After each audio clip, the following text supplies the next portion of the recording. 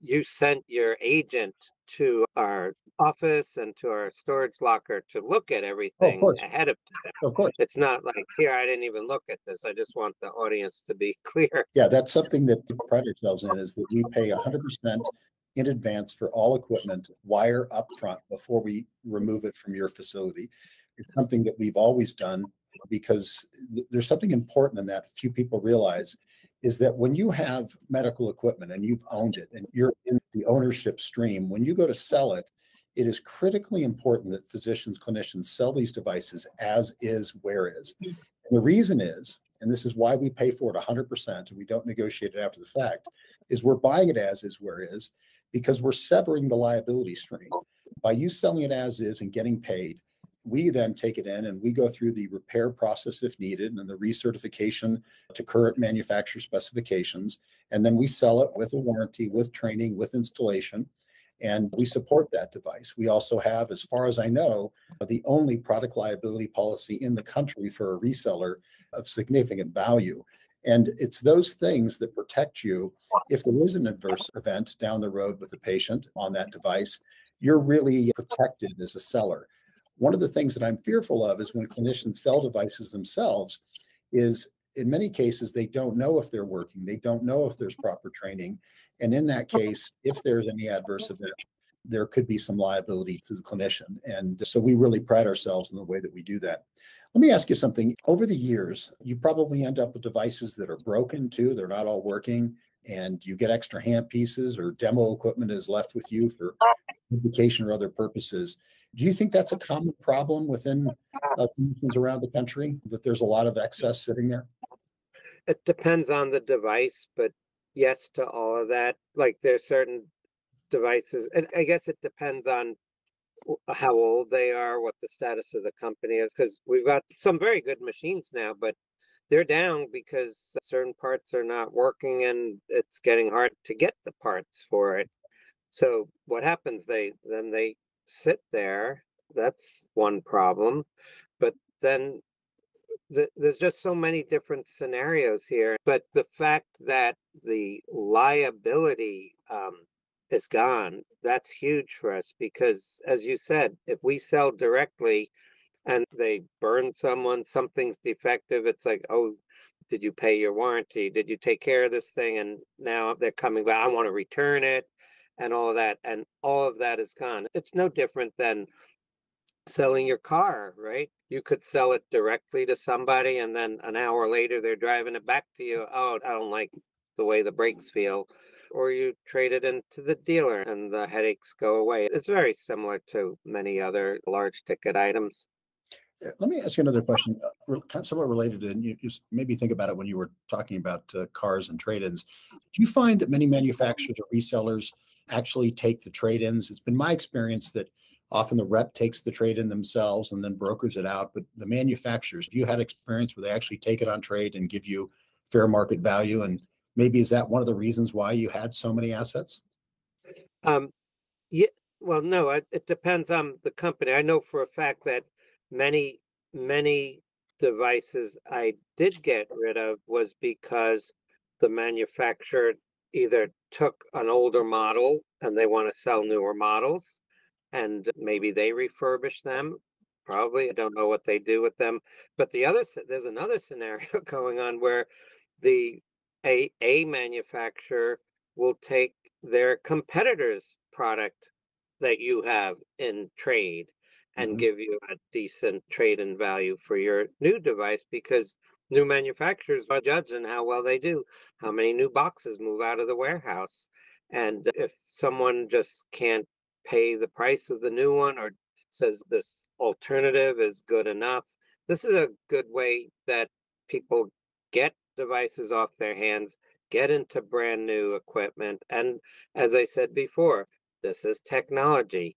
Technology improves with time, and the new ones are better. They're faster, better, safer, monitoring it, the whole list of improvements. But I think it happens on both ends. And then sometimes the sales reps take them and they go away, and I really don't know what happens to them.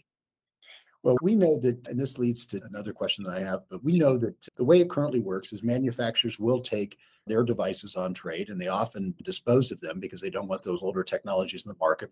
They'll take competitors' devices on trade and they give some value and they usually absorb that into the sale price, but they don't resell them.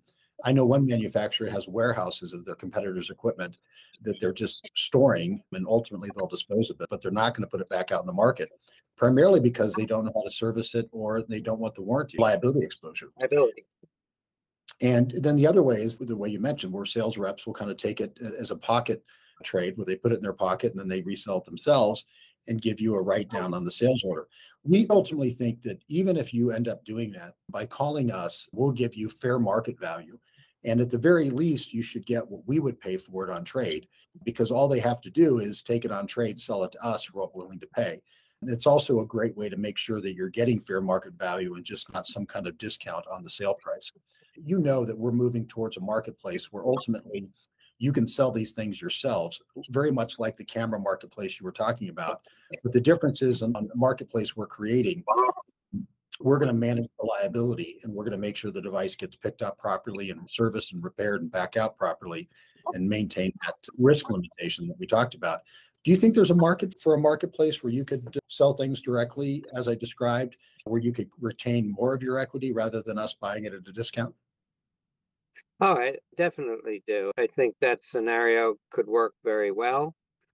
And then what happens to those devices on the other side? Like when I sell the used cameras in, there are teenagers, people, they can't get that brand new equipment. Like I started when I was 16 years old. As a 16-year-old, I couldn't afford a Hasselblad, but I bought it used and started doing weddings with it, and that got me in. And I'm sure there are many clinicians that just can't get these new machines. And maybe it's okay because they've never done this before. And before you go all in, try it at a lower cost. And if you like that, then you at least have the confidence that this is something I want to do. I didn't blow my whole wad on something and make a mistake. And then as a trial period, say, I like to do this. Now let me look at new devices. So I think what we're talking about fuels the marketplace on all different levels for all comers because everyone is not in the position to buy brand new expensive devices.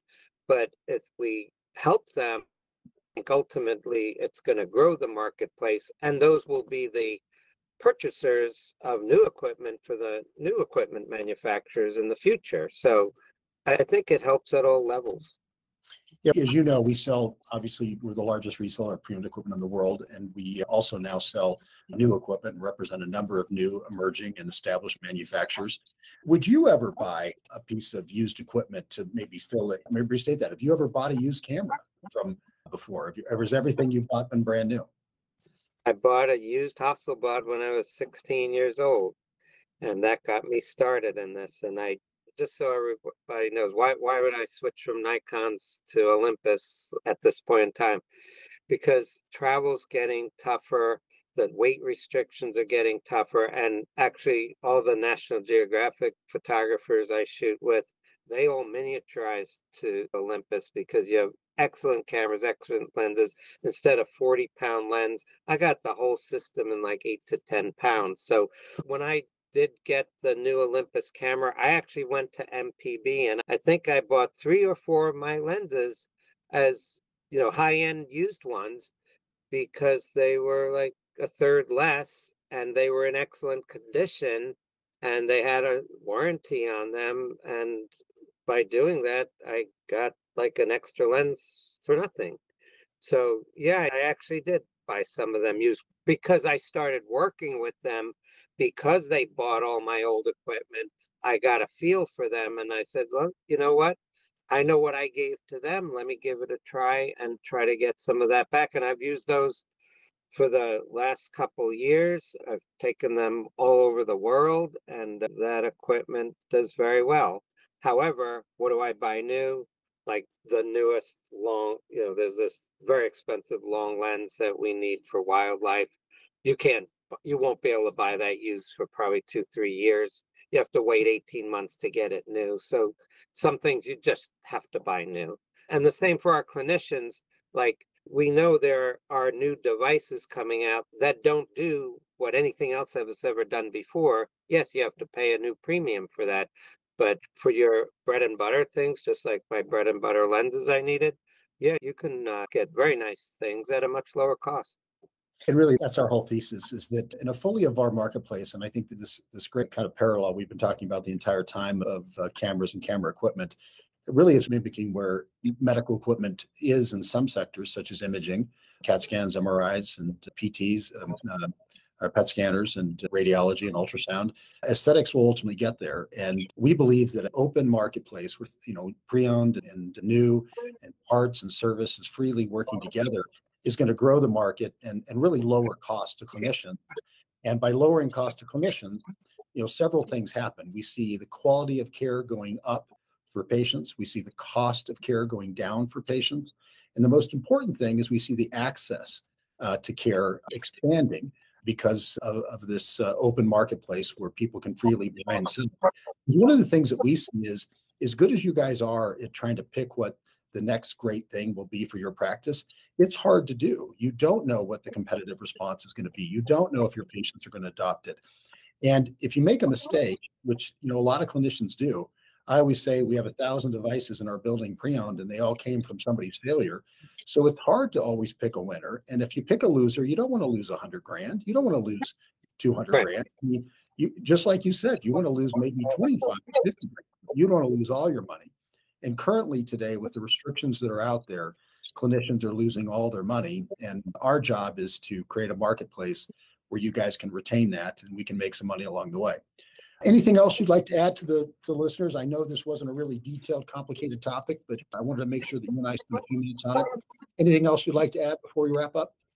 No, I just want to make sure everyone knows this is available, where I didn't for all those years until just recently. And as we're talking now, we did all this like just 3 months ago.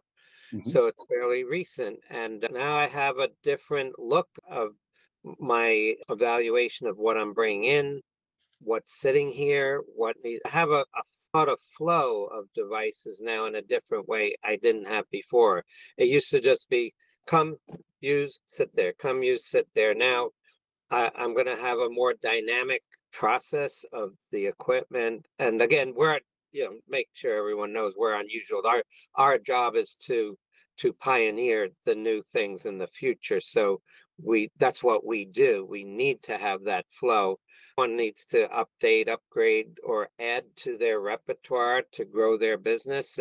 If you have a hair removal laser and it's filled and you don't have more time in the day to put patients in it, how do you grow your business? You add something else, add something for vascular, add something for skin, add something for fat. And it's that dynamic is how we grow our businesses. And this just makes it a little bit easier to do that for many, many people. Dr. DiBernardo, it's always a pleasure. You've become a friend and obviously a mentor and somebody I admire greatly. You're one of the great leaders and pioneers in this industry. And obviously, as many people know, you're one of the most respected plastic surgeons in this space. And always appreciate talking to you and spending time together. And thank you for joining and being a part of this.